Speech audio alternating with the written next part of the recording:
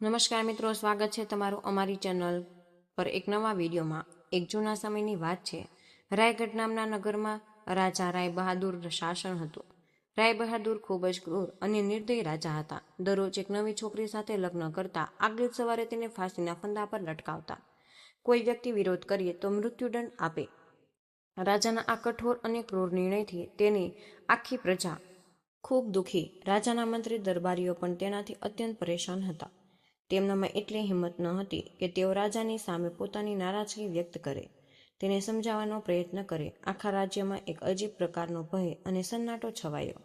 રાજ્યના લોકો બસ એટલું જ જાણતા કે રાજા દરરોજ એક નવી છોકરી સાથે લગ્ન કરે, આગલી સવારે તેને મોતના ઘાટ ઉતારે।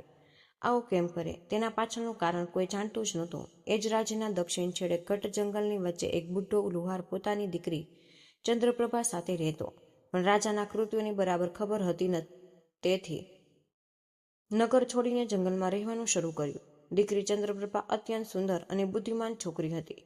પોતાના પિતા પાસે આવતા દરેક વ્યક્તિની મદદ કરતી। જો કોઈ બીમાર વ્યક્તિ ત્યાં આવે તો ઔષધિઓ બનાવીને ઠીક કરતી। દુઃખી આત્મા તેની પાસે આવે તો તે પોતાની વાતોથી તેને સુકૂન આપતી। એક દિવસ જ્યારે લુહાર કોઈ કામથી નગર જવાનું હતું, ત્યારે ચંદ્રપ્રભા પણ તેમની સાથે નગર જવાની જીદ કરવા લાગી। લુહારે તેને મનાવી પણ ન માની, પોતાના પિતા સાથે નીકળી। બંને નગરમાં પ્રવેશ કરીને નગરમાં પહોંચ્યા ત્યારે જ નગરમાંથી રડતા બિલખતા અને રાજાને બદદુઆ આપતા લોકો આજે ફરી રાજા દ્વારા ફાંસી આપવામાં આવેલી એક છોકરીનો મૃતદેહ ઉઠાવીને આવી રહ્યા હતા।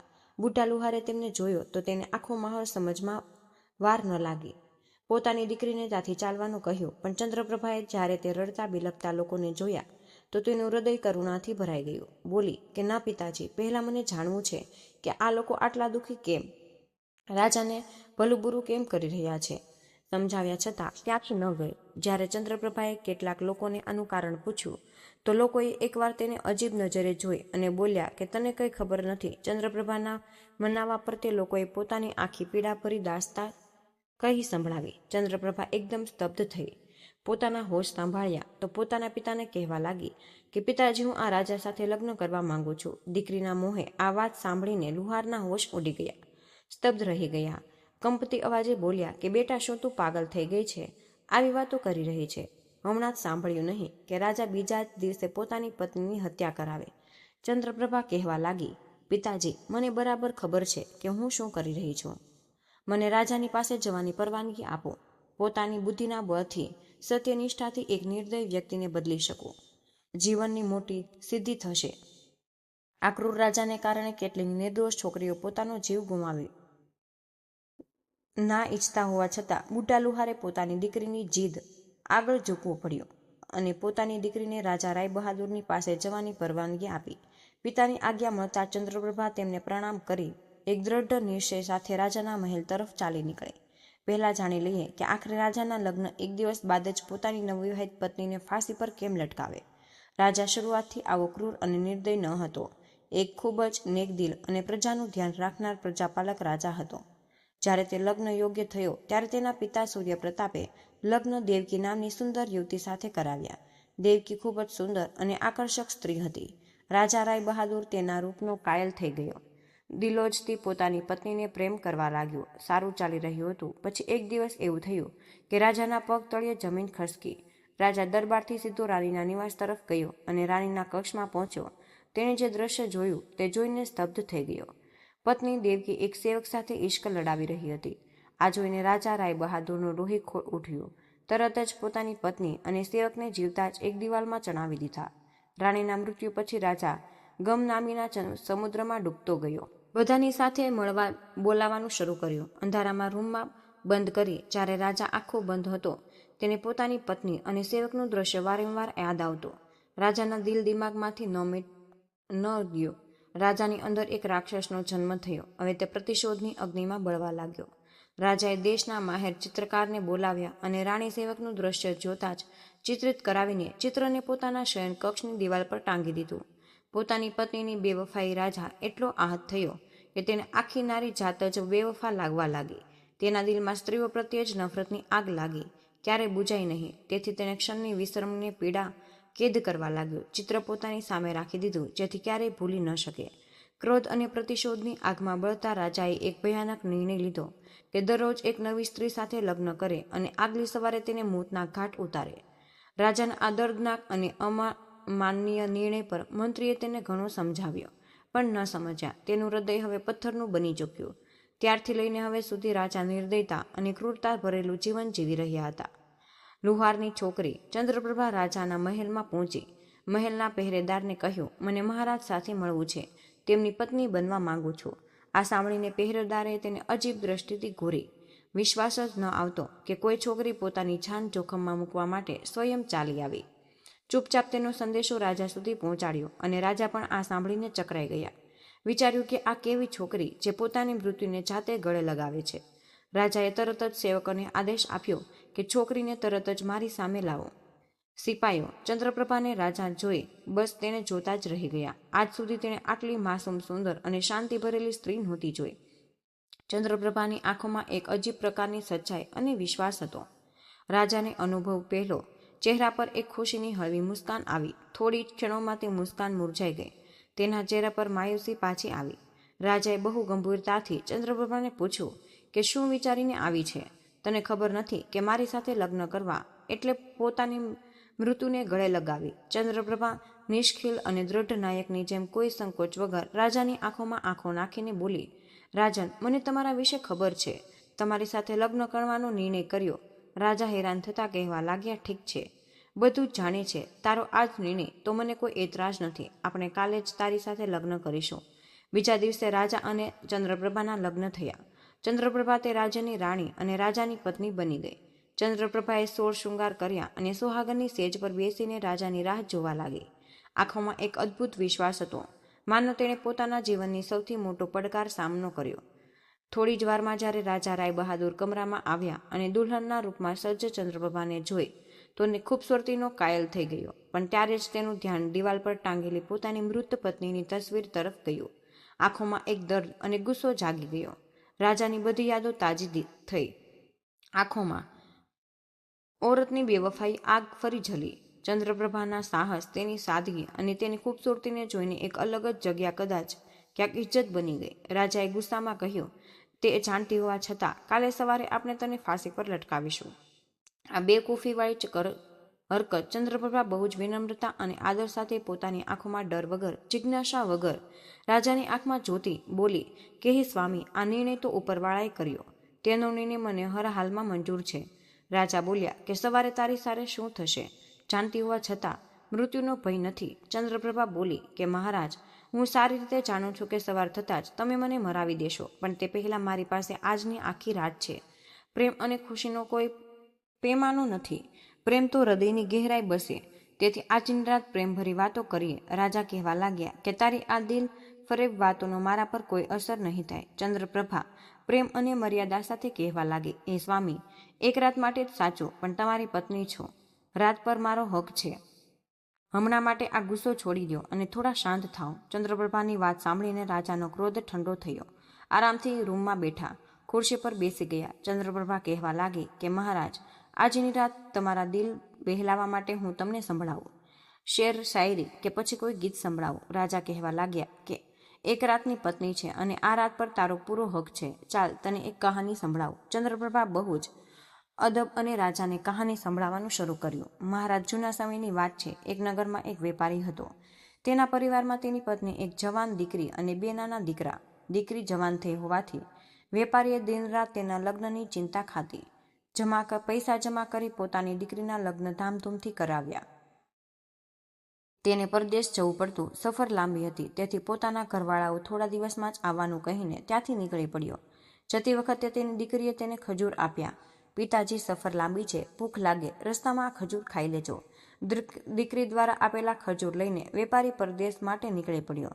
લાંબો સમય રસ્તો. તીવ્ર ધૂપથી ચાલતા થાકી ગયો. રસ્તામાં એક કૂવો દેખાયો. વિચાર્યું કે શા માટે થોડીવાર અહીં બેસીને આરામ ન કરું અને ખજૂર ખાઈ લઉં, સાથે શીતળ જળ પણ પી લઉં, પછી પરદેશ માટે નીકળું. આ વિચાર સાથે તે કૂવાના કિનારે બેસીને આરામથી ખજૂર ખાવા લાગ્યો. ખજૂર ખાધા જ અચાનક એક ખજૂર તેના હાથમાંથી છૂટીને કૂવામાં પડ્યો. જેમ ખજૂર પાણીમાં પડ્યો, કૂવાનું બિલકુલ સ્વચ્છ અને નિર્મળ પાણી એકદમ લોહીમાં બદલાઈ ગયો. ત્યારે જ કૂવાની અંદરથી ગુસ્સાથી ભરેલો એક દૈત્ય નીકળી આવ્યો. દૈત્યની આંખો લાલ હતી અને તેના હાથમાં ધારદાર તલવાર. આ બધું જોઈને વેપારીની સીટીપીટી ગુમ થઈ ગઈ. બી ગયો. ગુસ્સાથી તે વેપારીને કહે છે કે હું તને છોડીશ નહીં, મારી તલવારથી તારા ટુકડા કરું. પહેલેથી જ ડરેલો હતો. દૈત્યની વાત સાંભળીને ભયથી કાપવા લાગ્યો. દૈત્યરાજ, મેં તારું શું બગાડ્યું? તું મને કેમ મારવા આવ્યો? દૈત્ય કહેવા લાગ્યો કે આદમજાત, તે ખજૂર કૂવામાં ફેંક્યો તે મારા માસૂમ બાળકના ગળામાં જઈને અટવાઈ ગયો, જેથી તેનું મૃત્યુ થયું. વેપારી કહેવા લાગ્યો કે માફ કરો દૈત્યરાજ, મને તમારો છોકરો ક્યાંય દેખાયો નહીં. ખજૂર મારા હાથમાંથી ભૂલથી છૂટી ગયો. દાનવ ગુસ્સામાં બોલ્યો કે અમે દૈત્ય તમને મનુષ્યને દેખાતા નથી. તમારે ખજૂર ખાતી વખતે સાવધાની રાખવી. તારું મૃત્યુ નિશ્ચિત છે. નાદાનીમાં હોય, જાણી જોઈને ગુનો જ હોય.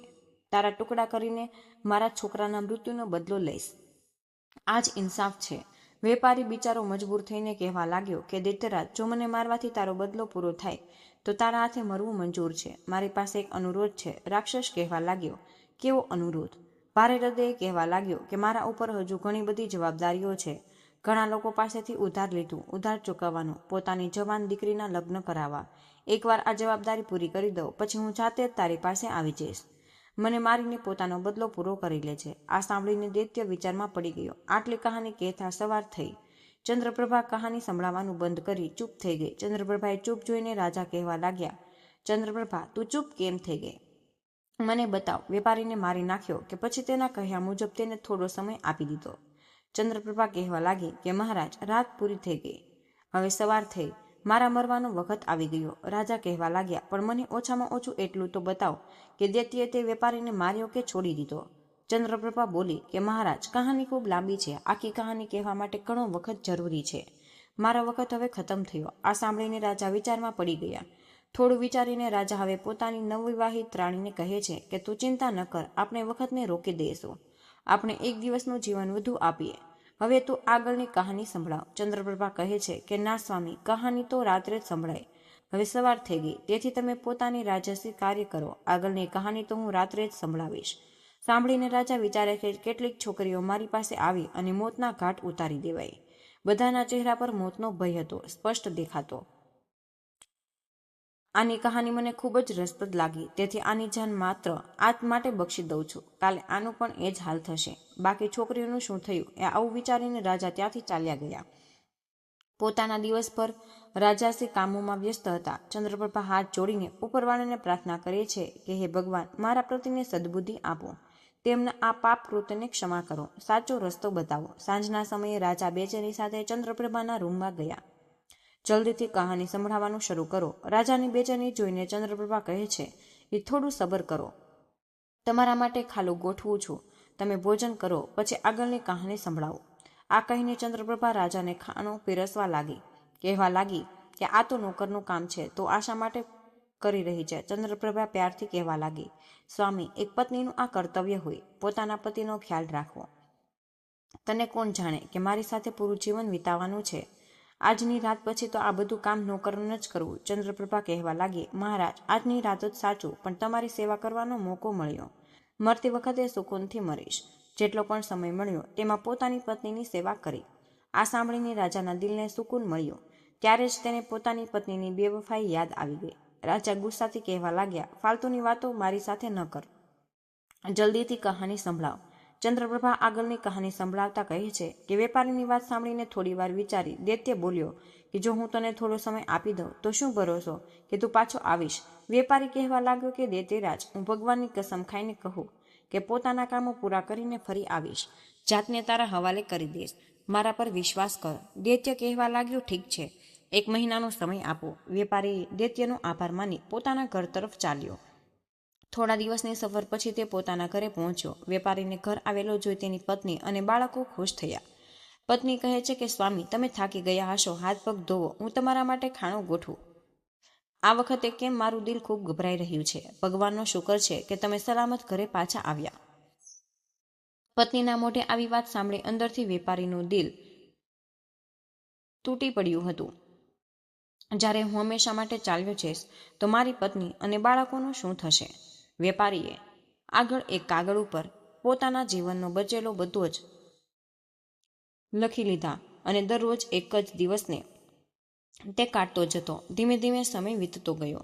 અને વેપારીના જીવનના બચેલા દિવસો પણ તે ધીમે ધીમે ઘટતા ગયા અને તેને પોતાની દીકરી માટે યોગ્ય રસ્તો જોઈને તેના લગ્નો કરાવી દીધા, તેને વિદાય કરી દીધી. અને ખુશી સાથે સાથે વેપારી અંદરથી દુઃખી પણ હતો, કારણ કે આજની રાત તેના માટે જીવનની અંતિમ રાત હતી. કાલનો દિવસ તેનો આખરી દિવસ હતો. કાલ તે દૈત્ય તેના ટુકડા ટુકડા કરી દેશે. વેપારી પથારીમાં પડ્યો અને આ બધું જ વિચારી રહ્યો હતો. ઊંઘ તેની આંખોથી કોસો દૂર જતી રહી હતી અને આ વાત ખાઈ જ તેને રહી હતી કે તેના મર્યા પછી તેની પત્ની અને બાળકોનું શું થશે. દુઃખી હૃદયે વેપારી ઉઠીને બેસી ગયો અને તે સિક્કી સિક્કીને રડવા લાગ્યો. તેનો રડવાનો અવાજ સાંભળીને તેની પત્ની પણ તે ઉઠી ગઈ અને વેપારીને આવું રડતો જોઈને તે ગભરાઈ ગઈ અને તે પૂછે છે કે શું થયું સ્વામી, તમે રડો છો કેમ? વેપારી પહેલાં તો આ વાતને ટાળવાનો તે પ્રયત્ન કરે છે, પણ જ્યારે તેની પત્નીને વધુ જોરથી પૂછ્યું તો તે તૂટી પડ્યો અને આખી વાત તેણે રડતા રડતા પોતાની પત્નીને સંભળાવી દીધી. અને આ આખી વાત સાંભળીને વેપારીની પત્નીનું કલેજું મોંમાં આવી ગયું અને તે તડપી ઉઠી અને કહે છે કે સ્વામી, તમારી આ જગ્યાએ હું તે દૈત્યની પાસે જ જઈશ. મને જે થવું હોય તે થાય, ચાહે તે દૈત્ય મારી જાન લઈ લે, પણ હું તમને કંઈ થવા નહીં દઉં. કહાનીની વચ્ચે જ રાજા બોલી પડ્યા કે વાહ, કેવી નારી છે! આવી સ્ત્રી પણ દુનિયામાં હોય છે. આવી નેક અને વફાદાર પત્નીની દહેલીજ પર જો ફરિશ્તાએ પણ માથું નમાવી દે છે તો ચંદ્રપ્રભા કહેવા લાગી કે તમે બિલકુલ સાચું કહ્યું કે મહારાજ, ચરિત્રહીન ઓરતો થોડી હોય છે, પણ તેમના કારણે બધી જ સ્ત્રીઓ પર આંગળી ઉઠાવી એ બધીને એક જેવી સમજી લેવી. આ સાંભળીને રાજા વિચારમાં પડી ગયા અને ચંદ્રપ્રભા ફરી આગળની તેમને કહાની સંભળાવવાનું શરૂ કરી દે છે. વેપારી પોતાની પત્નીને સમજાવતા કહે છે કે આવી વાત ન કરો પ્રિય, મારા જીવતે જીવ એવું ક્યારેય ન થઈ શકે. જો તને કંઈ થઈ જાય તો ધિક્કાર છે મારા ઉપર. તેઓ આ વિચાર પણ કેવી રીતે કર્યો કે તું મારી જગ્યાએ તે દૈત્યની પાસે ચાલી જઈશ. ભૂલથી પણ મારાથી થઈ છે તો ભૂલ સજા પણ મારે જ ભોગવવી પડશે. મારા જવા પછી જ તું આપણા બાળકોનું ખ્યાલ રાખજે અને તેમને ક્યારેય મારી કમી મહેસૂસ ન થવા દેતી. આવી જ વાતોમાં રાત નીકળી ગઈ અને સવાર થઈ ગઈ. વેપારી ભારે હૃદયે પોતાની પત્ની અને બાળકોને ગળે લગાવીને તે તેમની પાસેથી વિદાય લઈને ત્યાંથી નીકળી પડ્યો અને લાંબો રસ્તો પૂરો કરીને એ જ કૂવાની પાસે તે પહોંચી ગયો અને જ્યાં તેને તે દૈત્ય મળ્યો હતો. તે વેપારી દૈત્યને અવાજ આપતા કહે છે કે દૈત્યરાજ, હું પોતાના વચન મુજબ મારી પાસે આવી ગયો છું. મને 1 મહિનો પૂરો થઈ ગયો. આવ, મારી જાન લઈને પોતાનો બદલો તું પૂરો કરી લે. વેપારીની આ વાત સાંભળીને દૈત્ય કૂવામાંથી બહાર આવ્યો અને તે વેપારીને કહે છે કે તું ખૂબ જ બહાદુર છે, જે આ રીતે મને જાતે મારી પાસે મોતના મોંમાં ચાલી આવ્યો. પણ હે મનુષ્ય, હું તને મારીશ નહીં, કારણ કે મેં તને માફ કરી દીધો. દૈત્ય આગળ કહે છે કે જ્યારે તે મારી પાસે સમય માંગ્યો હતો ત્યારે મને તારા ઉપર બિલકુલ જ યકીન ન હતો. તેથી એ જ દિવસથી હું તારો પીછો કરી રહ્યો હતો અને તે જે કંઈ કહ્યું તે બિલકુલ જ સાચું હતું. હવે જા અને પોતાની પત્ની બાળકોને સંભાળ. તારા વગર તેમનું રડી રડીને ખોટો હાલ થઈ જશે. દૈત્યની વાતો સાંભળીને વેપારીની ખુશીનું ઠેકાણું ન રહ્યું. દૈત્યને હાથ જોડીને આભાર માન્યો અને કહાની સમાપ્ત થતાં જ રાજા પૂરેપૂરો ભાવુક થઈ ગયો હતો અને તે હવે ચંદ્રપ્રભા તરફ પ્યારભરી નજરોથી જોઈ રહ્યો હતો.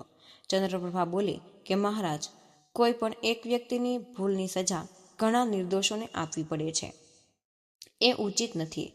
સ્ત્રીઓ બિલકુલ એક જેવી નથી હોતી. તેથી જ્યાં સુધી તમે તે તસવીરને પોતાના રૂમમાંથી તમે નહીં હટાવો ત્યાં સુધી તમારી પીડા ક્યારેય ઓછી નહીં થાય અને તમે પણ દરેક સ્ત્રીને ચરિત્રહીન જ સમજતા રહેશો. આટલું સાંભળતા જ રાજાએ પોતાની બેવફા પત્નીને તે તસવીર ફાડીને નષ્ટ કરી દીધી અને પછી ચંદ્રપ્રભાના હાથને પોતાના હાથમાં લઈને કહે છે કે મહારાણી, આજે જ તે મારા હૃદય પરિવર્તન કરી દીધું છે. મેં ક્રોધમાં આવીને અજાણ્યા કેટલાક પાપ કર્યા છે, પણ આજે તે મારી આંખો ખોલી દીધી.